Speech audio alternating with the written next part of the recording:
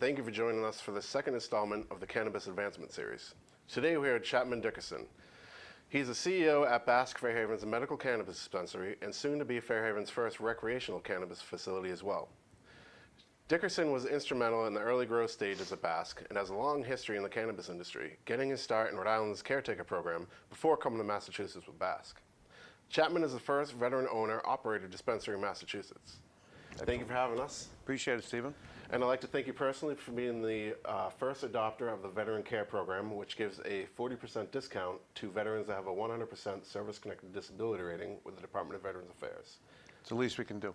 And you were also one of the first adopters of the Cannabis Veterans Survey that is ongoing and is part of the Cannabis Advancement Series. So thank you for that as well. Thank you. I think it's important that we have data and research throughout the whole program.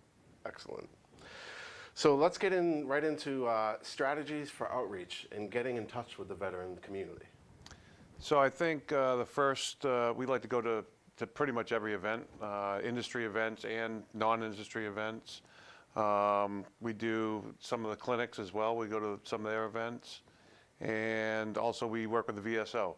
So every town has a VSO officer, and they're pretty aware of who we are and what we do. Right. And we also see BASK and Chappie in a lot of the local newspapers, not only local, but the Massachusetts newspapers, Boston Globe. So there's veterans that aren't quite there yet with social media, the past generations. So we still reach out to them with pen and paper and in print. So it's excellent. Social media is great, but yeah, people actually still read the newspaper. With veterans as employees, can you talk to us about the benefits of hiring veterans? I think it comes down to, it's a higher caliber. We know as veterans, we know we're going to be early. We're never going to be late. We're going to pay attention to detail. We're going to keep everything dress right dress. And it's, what we're looking for here. And it helps everybody work correctly. Yes, veterans are extremely dependable. Like you say, we show up on time. If we show up on time, then we're already late, so we show up early. So it's a great set of skills that we all have, and we're very trustworthy, and we know how to be. Something that veterans really know how to do is work as a team. Definitely. So the teamwork is huge. It's a different bond that most people as civilians don't have that bond. Mm-hmm. Let's also talk about obstacles that you may or may not have found in opening a cannabis business.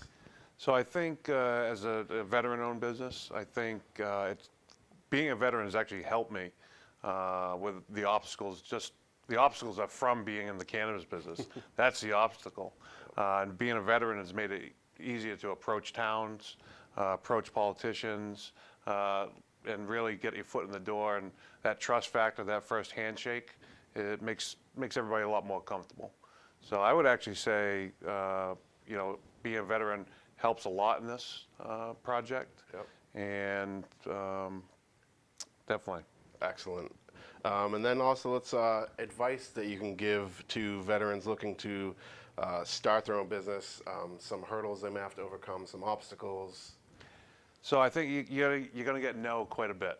And you can't take no for an answer. You want to keep moving, keep driving. It's going to take a lot longer. You want to add a lot more capital than you actually need to raise, and you want to add a lot more time, and you just want to keep moving forward. Block out the noise, because you're going to have everybody trying to give you advice. You should do this, you should do that. Follow your own path, and just keep driving. Right, and I notice yourself and a lot of veterans, we tend to go above and beyond. Definitely. We've worked together. You guys do multiple drives through different seasons for veterans, whether it's holiday gifts or cold weather gear for veterans and shelters. So I'd like to thank you for all the work you do, both for veterans and the community at large, especially the cannabis community. You guys are a great ambassador for what dispensaries should be.